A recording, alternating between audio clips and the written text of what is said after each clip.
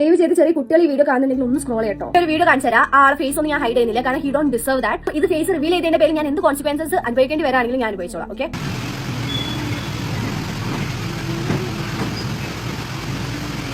ഞാൻ കിടക്കാൻ നേരത്തെ ഫോണിലെ DMs നോക്കിയ സമയത്ത് ഒരു മെസ്സേജ് കണ്ട്. സോ ആ മെസ്സേജിൽ ആ കുട്ടി പറയുന്നത് ഇതാണ്.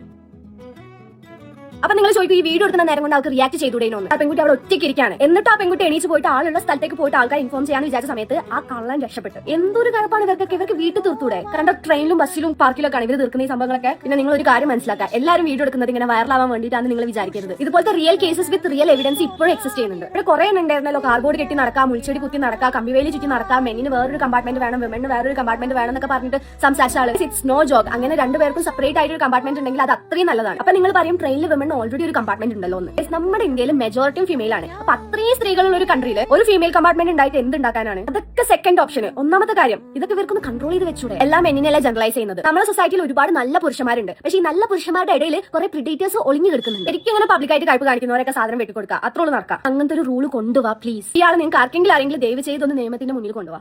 ബിഗ് ബോസ് സീസൺ 7 മത്സരാർത്ഥിയായിരുന്ന റണ ഫാത്തിമയുടെ ഇപ്പോൾ ലേറ്റസ്റ്റ് ആയിട്ട് വന്ന ഒരു വീഡിയോ ആണ് ഇതെന്ന് പറയുന്നത്. പുള്ളിക്കാരത്തി ഒരു സംഭവം റിയാക്ട് ചെയ്തതാണ്. നമ്മൾ കണ്ട മാതിരിയുള്ള കാര്യം തന്നെയാണ്. അതായത് ഒരു പെൺകുട്ടി ഈ റണയ്ക്ക് ഒരു മെസ്സേജ് അയക്കുന്നു, ഇതുപോലെ തനിക്ക് അനുഭവപ്പെട്ട ഈ ഒരു കാര്യം. അത് റണ ഫാത്തിമ റിയാക്ട് ചെയ്തൊരു സംഭവം നമ്മൾ കണ്ടതാണ്. ആ മെസ്സേജ് ഞാൻ അത് വായിക്കാം, എന്നിട്ട് ബാക്കി കാര്യങ്ങൾ പറയാം. ഹായ്, ഞാൻ പേര് ബ്ലർ ചെയ്തിരിക്കുകയാണ്. ഐ ആം ഫ്രം കള്ളിക്കടവ്, കാസർഗോഡ്, മാംഗ്ലൂരാണ് പഠിക്കുന്നത്. ഞാൻ ചെറുവത്തൂരിൽ നിന്നാണ് ട്രെയിൻ കയറിയത്. 4:39 ട്രെയിൻ ആയിരുന്നു. ബട്ട് ലേറ്റ് ആയിട്ട് 5:30 അവിടെ നിന്ന് വിട്ടത്. കുമ്പള സ്റ്റോപ്പ് വരെ നല്ല ആളുണ്ടായിരുന്നു. അവിടെ നിന്ന് എല്ലാവരും ഇറങ്ങി. ഞാൻ ഒറ്റയ്ക്കായി. എനിക്ക് സുഖമില്ല, പനിയൊക്കെയാണ്, വയ്യാത്തതുകൊണ്ട് ഞാൻ അവിടെ തന്നെ ഇരുന്ന്. അപ്പോൾ ഒരാൾ കയറി, എന്നിട്ട് ഓപ്പോസിറ്റ് മേലെ കയറി കിടന്നു. അപ്പോൾ ഞാൻ വിചാരിച്ചു മേലെയല്ലേ, താഴെ വരില്ല, സേഫ് ആയിരിക്കും. അപ്പോൾ ഞാൻ നോക്കുമ്പോൾ അയാൾ ഉറങ്ങുന്ന പോലെ. ബട്ട് എനിക്ക് എന്തോ ഡൗട്ട്. എന്നിട്ട് ഞാൻ ക്യാം ഓൺ ആക്കിയപ്പോൾ ആണ് അത് കണ്ടത്. ഞാൻ പെട്ടെന്ന് അവിടെ നിന്ന് എണീറ്റ് പോയി. ആളുടെ അടുത്ത് ഇരുന്ന് കുറേ സ്റ്റുഡൻസ് ഉണ്ടായിരുന്നു.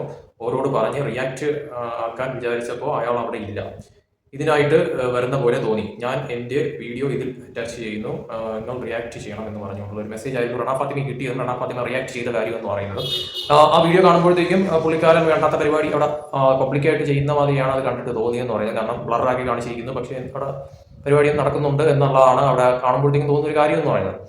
ശരിക്കും പറഞ്ഞു കഴിഞ്ഞാൽ ഇപ്പോൾ നടക്കുന്ന കാര്യങ്ങൾ ഒരാൾ തെറ്റ് ചെയ്യുമ്പോൾ, അതിപ്പോൾ ആണായാലും പെണ്ണായാലും ഒരാൾ തെറ്റ് ചെയ്യുമ്പോഴത്തേക്കും ഈ പറയുന്ന എല്ലാവരും ഒരുപോലെ തെറ്റുകാരാണ് എന്ന് പറയുന്ന തരത്തിലോട്ട് കാര്യങ്ങൾ മാറുന്നത് ഉറപ്പായിട്ടും തെറ്റായിട്ടുള്ള ഒരു കാര്യമാണ്. കാരണം നല്ലവരായിട്ടുള്ള ആൾക്കാരുണ്ട്, അതോടൊപ്പം തന്നെ കെട്ടവരായിട്ടുള്ള ആൾക്കാരും ഉണ്ട് നമ്മുടെ സമൂഹത്തിൽ, ആണായാലും പെണ്ണായാലും. അത് ഉറപ്പാണ്.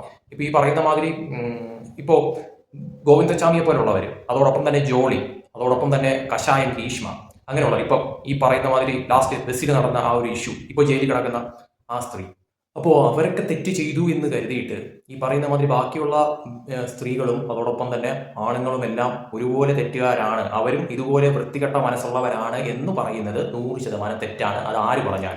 നല്ലവരായിട്ടുള്ള ഒരുപാട് പേരുണ്ട്.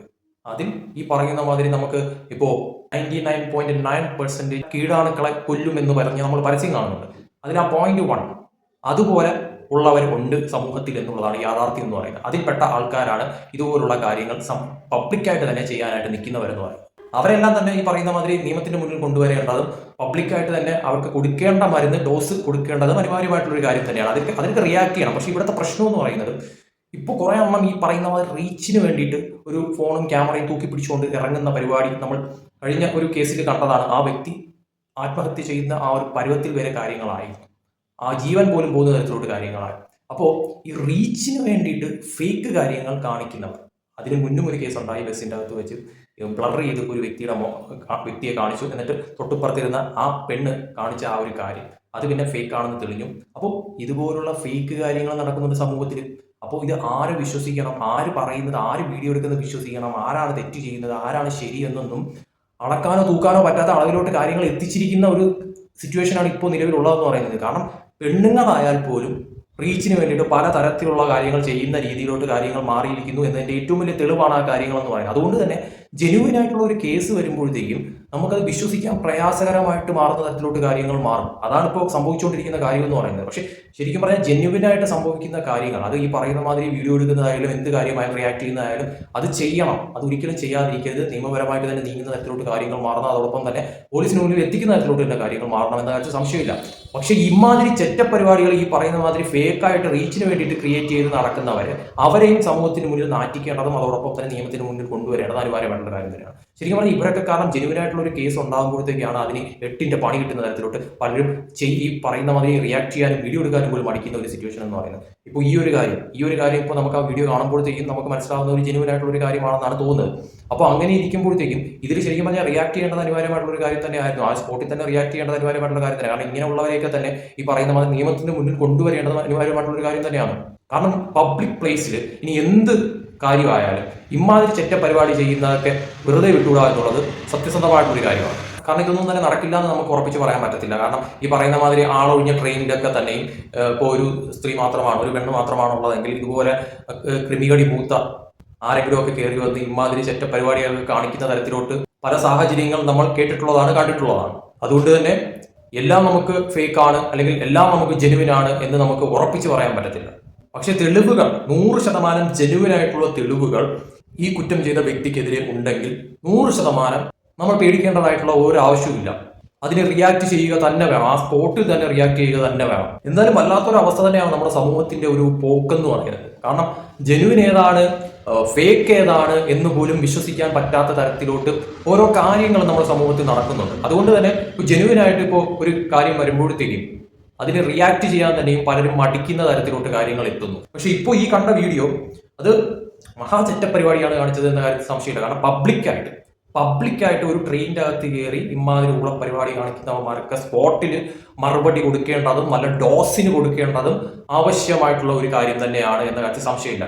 എന്തായാലും പരമ കഷ്ടം തന്നെയാണ് നമ്മുടെ ഈ സമൂഹത്തിന്റെ ഒരു പോക്കെന്ന് പറയുന്നത് ശരിക്കും പറഞ്ഞാൽ. കാരണം ആരെ വിശ്വസിക്കണം, ആര് വിശ്വസിക്കേണ്ട, എന്താണ് സത്യം, എന്താണ് തെറ്റ്, ആര് പറയുന്നതാണ് ശരി, ആര് പറയുന്നതാണ് തെറ്റ് എന്നൊന്നും ഒറ്റയടിക്ക് വിശ്വസിക്കാൻ പറ്റാത്ത തരത്തിലോട്ടാണ് ഇതുപോലുള്ള കാര്യങ്ങളെന്ന് പറയുന്നത്. ഇപ്പോൾ ശരിക്കും പറഞ്ഞാൽ ഇവർക്കൊക്കെ മാനസികമായിട്ട് എന്തെങ്കിലുമൊക്കെ കുഴപ്പങ്ങൾ ഉണ്ടാവാനായിട്ടുള്ള സാധ്യത, അല്ലെങ്കിൽ ഇമാതിരി പബ്ലിക്കിന്റെ മുന്നിൽ വന്ന് ഇമാതിരിയൊക്കെ കാണിക്കുക എന്ന് പറയുന്നത് കുറച്ചെങ്കിലും ബോധമുള്ളവർ ഇമാതിരി ഒന്നും കാണിക്കാനായിട്ട് നിൽക്കത്തില്ല. അപ്പോൾ എന്തെങ്കിലും തരത്തിലുള്ള മാനസികമായിട്ട് പ്രശ്നങ്ങളോ കാര്യങ്ങളോ ഒക്കെ കാണും.